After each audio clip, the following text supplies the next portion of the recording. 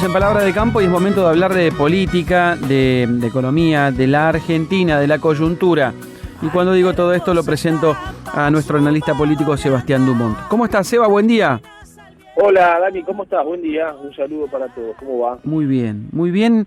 Pensando en una semana intensísima con muchas internas de ambos lados de la orilla, ¿no? Porque hubo internas en el peronismo, digamos, de las que venimos hablando, pero en este caso se habló mucho de la relación entre Mauricio Macri y Javier Milei. Me parece que ese es uno de los temas, ¿no? Sí, la verdad que pasaron cosas, no sé si llamarlas extrañas, porque la Argentina nos tiene habituados a este tipo de cuestiones que parecían o parecen ser imposibles de darse y se terminan dando. Sí. Si hacemos foco en la relación Macri-Milei, la verdad es que es muy difícil de entender algunas cosas, ¿no? Porque, por un lado, bueno, transcurrimos una semana donde el Congreso de la Nación le dio a Javier Milei, si vos querés, un llamado de atención de lo que es capaz de poder hacer en cuanto a la conformación de acuerdos transitorios para marcarle la agenda política y marcarle la cancha al presidente. Primero, con la sanción en la Cámara de Diputados, consiguiendo los números necesarios entre distintos bloques, entre ellos el PRO, entre ellos Hacemos Coalición Federal, que es presidido por Miguel Pichetto, el propio kirchnerismo, sectores del radicalismo, para derogar el decreto de necesidad y urgencia que le da a la Secretaría de Inteligencia del Estado, a la CIDE, 100.000 millones de pesos de fondos reservados. Ahora tiene que definir el Senado. Y después lo que pasó en el Senado con la actualización de las jubilaciones y el régimen de actualización de las jubilaciones que ya había aprobado diputados hace 2 meses.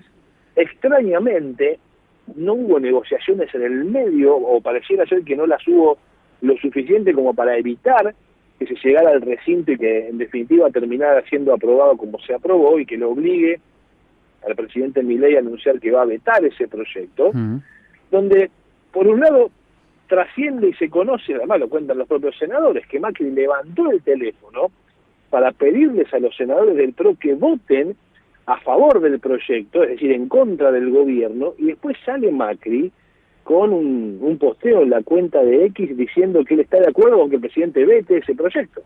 Es decir, extrañísimo todo. Trasciende también que Macri tuvo una conversación después de lo de diputados con Javier Milei, una cena, pero lo más importante, si vos crees todo esto, es que Milei también hizo declaraciones el viernes, y cuando le preguntaron a Milei qué pensaba de esto que había hablado con Macri, dije, mira, a mí no me convenció demasiado la respuesta que me dio Macri de por qué, por ejemplo, sus diputados rechazaron los fondos reservados de la CIDE, y después dijo que también le llamaba mucho la atención que los diputados, no solo los diputados, sino los senadores del PRO, votaron a favor de un proyecto y Macri dijera después que estaba a favor de vetarlo. Es decir, bueno, ¿qué es lo que pasa? Macri entonces no conduce a sus senadores. Claro. Y si no conduce a sus senadores, no conduce a su partido, del cual es el presidente reciente o flamante. Claro. Extrañísimo todo lo que está pasando en la política argentina, ¿no? Cuando mencionaste recién lo de los fondos de la CIDE, lo que me pregunto simplemente es si eso realmente es para inteligencia, si eso realmente es significativo para una agencia de inteligencia, o si es un vuelto lo que se discutía. ¿Es algo que para realmente hacer inteligencia, eso es suficiente para que un país haga inteligencia? Me lo pregunto sin ningún tipo de ánimo de estar a favor de uno u otro en la discusión, A ver, cuando esto se conoció, incluso yo lo publiqué, yo averigüé, y me hicieron una comparación que ahora se ha popularizado bastante. En aquel momento me decían, mira, parece una cifra muy abultada, 100.000 millones de pesos, que al tipo de cambio oficial son 100 millones de dólares. Básicamente el objetivo de esos fondos, según las fuentes mías, estaban destinados a fortalecer el sistema de ciberseguridad ante lo que se cree en la CIDE que es la posibilidad hoy más real de que si van a hacer un atentado o alguien tiene perspectiva de atentar contra la Argentina, probablemente no sean de las formas que lo hemos conocido en otros años, ¿no? Es decir, con células terroristas colocando un explosivo, sino a través de el ciberdelito, la introducción en las redes de hackeos a archivos del gobierno. Claro. Hay innumerable cantidad de cuestiones. Pasó en la FIP, no hace mucho tiempo. Pasó, es más, hoy te pueden llegar a hackear los sistemas de tal manera que, por ejemplo, te dejan sin energía eléctrica la ciudad de Buenos Aires en una operación de esas características. Claro. Te bajan la palanca, digamos, ¿no? En términos... sí. Y me decían, mirá, la verdad es que un banco de primera línea nacional, o sea, internacional, pero que tiene sede aquí en la Argentina, gasta entre 60 y 70 millones de dólares anuales solo en protección de ataques de hacker o de ciberseguridad. Es decir, es un monto que parece en tiempos de escasez o de supuesta escasez de fondos del Estado, muy abultado, pero que no es tan abultado si se tiene en cuenta lo que se gasta para este tipo de maniobras. Después de eso lo dijo el propio Guillermo Francos en una entrevista en La Nación Más con Carlos Pagni, y el término fue publicado también por otros periodistas, incluso el fin de semana pasado en diarios importantes de la Argentina, es decir, este comparativo para entender un poco de lo que se está hablando. Lo que pasa es que, como todo en la Argentina, el problema son los antecedentes. Entonces, claro, como en la Argentina hay una historia sobre los servicios de inteligencia, donde se cree que, bueno, lo único que hacían era espiarte el teléfono de los periodistas, de los jueces, de los fiscales, de los rivales, de los propios, para tener información de con quién cenás, con quién te acostás o con quién vas al teatro. Bueno, empieza a generarse toda esa discusión. Pero también esto tiene un significado político, ¿no? Por supuesto. Ahora, yo también pensaba en esto de Macri no controla a sus senadores, a sus diputados, a su gente. Insisto, siempre trato de ponerme y pensar un poco más allá de lo estrictamente coyuntural. Porque esto estuvo pasando muy bueno lo que vos decías recién, cuando pasa que uno mira para atrás y se encuentra con cada cosa, ¿no? Pero en realidad yo digo, bueno, bienvenidas igual las diferencias, aún en la gente que piensa o que tenía en principio los mismos ideales. Porque aquello de estar de acuerdo en todo y firmar todo pareciera las ideas a libro cerrado y no dar la posibilidad de discutir esto de, estoy a favor, como estoy a favor de tal cosa, seguro estoy a favor de todo el resto de las cosas que propone ese mismo movimiento político. Y por ahí no es así. Y bienvenido que no sea así. Porque no existe quien esté de acuerdo en todo.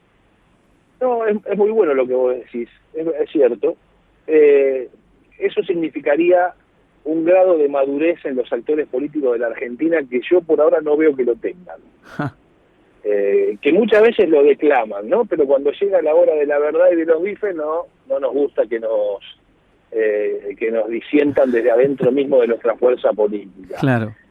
Incluso pasa con el oficialismo. Sí, totalmente. A ver, en la definición de Javier Milei como liberal libertario, es muy clara la definición que ha dado siempre de la libertad del resto de las personas a pensar lo que quieran, a elegir lo que quieran, mientras que no perjudiquen a un tercero. Bueno, en la práctica, y fíjate cómo reaccionaron, por ejemplo, los laderos de Javier Milei, que no son trolls, porque son personas conocidas de carne y hueso, en las redes sociales, para defender y para criticarlo a Macri por lo que había sucedido en la Cámara de Diputados primero y ahora también en la Cámara de Senadores. Entonces, te dejo libertad de pensamiento, pero cuando pensás distinto a mí, obediencia de vida te pido, ¿no? Claro. Por eso digo que está muy bien en la declamación. Me parece que le falta un golpe de horno a la política argentina para poder vivir de esa manera. Lamentablemente, porque yo coincido con lo que vos planteás, ¿qué tendría de malo que en un partido haya posiciones distintas dentro de un mismo eje, ¿no? Obvio. Y pasa lo mismo con el kirchnerismo. Cristina Kirchner también petó el 82% móvil cuando se votó en aquel momento, aduciendo que eso iba a generar un desequilibrio fiscal enorme que no se iba a poder pagar. Lo mismo. Y ahora los mismos que lo vetaron antes dicen que hay que atender a los jubilados. Entonces, estamos todo el tiempo en el medio de una maraña que según cómo estés parado en ese momento, en tu relación o tu cercanía al poder, actúas de determinada manera o de otra, ¿no? Claro. Qué bueno que lo recordaste. Se hizo viral esa etapa de... Yo veía mucho la etapa de Página 12 donde Cristina hablaba y daba las explicaciones del caso. Y son dos partidos completamente contrapuestos en cuanto a sus ideas. Y sin embargo coinciden en la misma decisión política. Lo que pasa es que en la Argentina me parece que hay diferencias de ideas, pero en algunos casos estamos viendo muy parecidos métodos. Seguro. Qué bueno. Para imponer ideas contrarias, si vos querés, con métodos muy similares. Tal cual, tal cual. Excelente cierre, Seba. No sé si querés agregar algo, pero me parece muy bueno lo que acabas de mencionar. Muy, muy interesante. No, mandarles un fuerte abrazo y que tengan un excelente fin de semana. Gracias, Seba. Espero que sea un buen fin de semana para nosotros, que tenemos clásico este fin de semana, mañana. Ustedes tienen clásico de Boca, mejor ni hablemos. Sí. Hago como Riquelme. Chau. Chau, Seba, un abrazo. Sebastián Dumont con nosotros, nuestro analista político aquí en Palabra de Campo. Quédate. Ya vuelve Daniel Aprile en Radio 10.